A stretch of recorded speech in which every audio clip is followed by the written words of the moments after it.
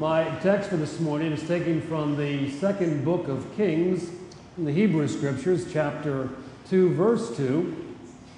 As the Lord lives, and as you yourself live, I will not leave you.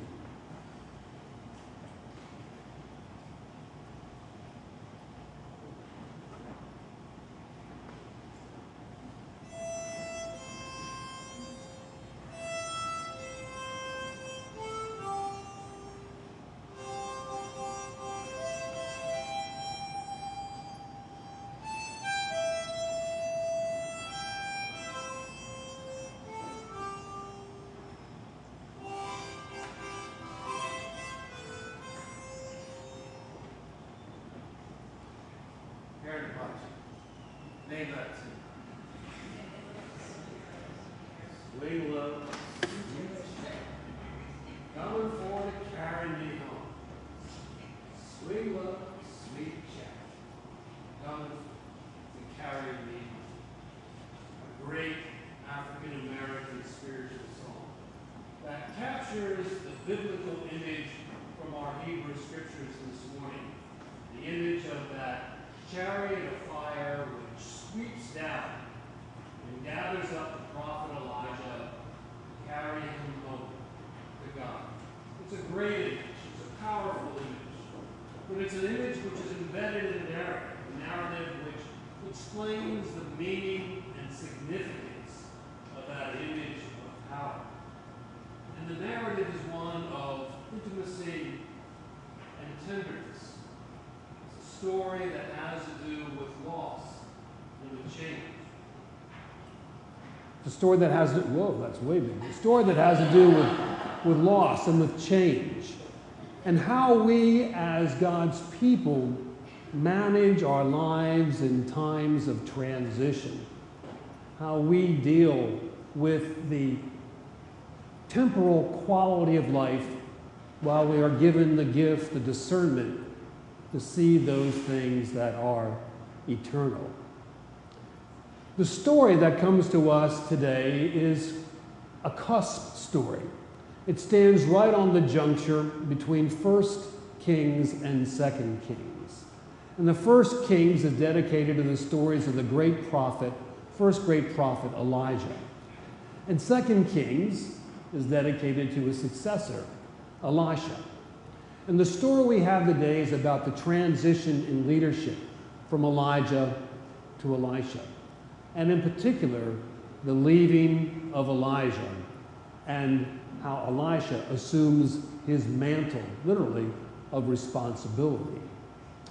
It begins with Elijah and Elisha making a journey, starting from the north of Israel in Gilgal and moving down then to the town of Bethel, which is the second major religious site. And as they go from town to town, they are greeted by the company of prophets. Each town's company of prophets go out to say welcome and farewell to the great prophet Elijah. And as they do, they take his assistant Elisha aside, and they say to him, "Elisha, do you know that you are about to lose your master?" And Elisha replies, "I know. Shut up." Now, it's repeated throughout the narrative, and a lot of it is extracted from our reading, but it's repeated. It's like a refrain in a song that moves through this story. And it's repeated so that we appreciate just how terrible Elisha feels about losing his master. For him, this is an experience of loss and of grief. He has no anticipation of the future. He is completely consumed in his own personal feelings. Understandably, because he has sworn himself to absolute commitment to follow his master, Elijah. And so they move from Gilgal to Bethel to Jericho, and finally they come to the Jordan River.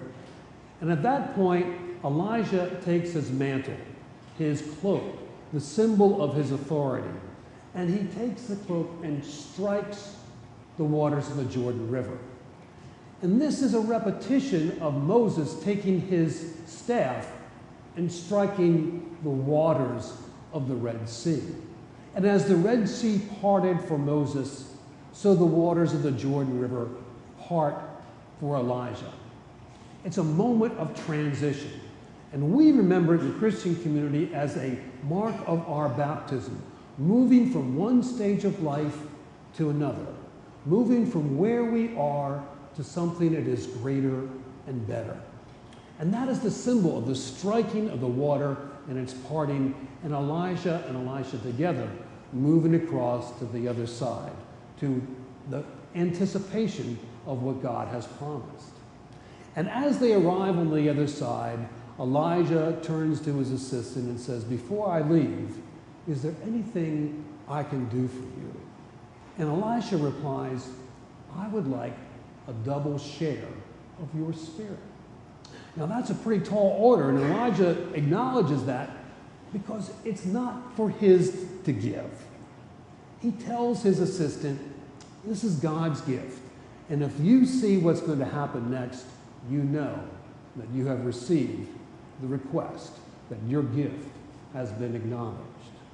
And at that moment, the chariot of fire comes down, swoops up the prophet, and carries him home.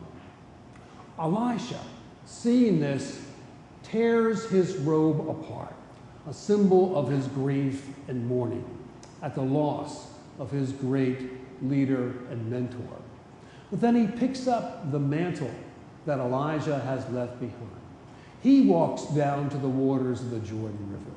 He takes the mantle and strikes the water, and the waters part. And Elisha becomes the second great prophet in the history of the people of Israel. It's a story of change and transition in the midst of grief and of loss. And what ties this story together is that very simple line, those very simple words that Elisha says to his master at the beginning of this narrative. "As the Lord lives, and as you yourself live, I will not leave you." What ties this narrative together is the presence and promise of God. That no matter what happens in our lives, God's presence is with us and God's promise moves before us. And as Elisha trusts in the presence and promise of God, he grows into something greater. He grows into becoming the next great prophet of the people of Israel. We live in a time of enormous change and challenge. As we look across the Atlantic Ocean to what's going on in England, as we look into our own country as what's happening politically, we see ourselves in a time of great change, a time when there is a sense of loss and even grief, because the institutions that have supported us for these many decades are not regarded in the way that they used to be. We do not have the same quality of faith and trust in our institutions and our leaders as we once did. This is because there is a sense of dissatisfaction.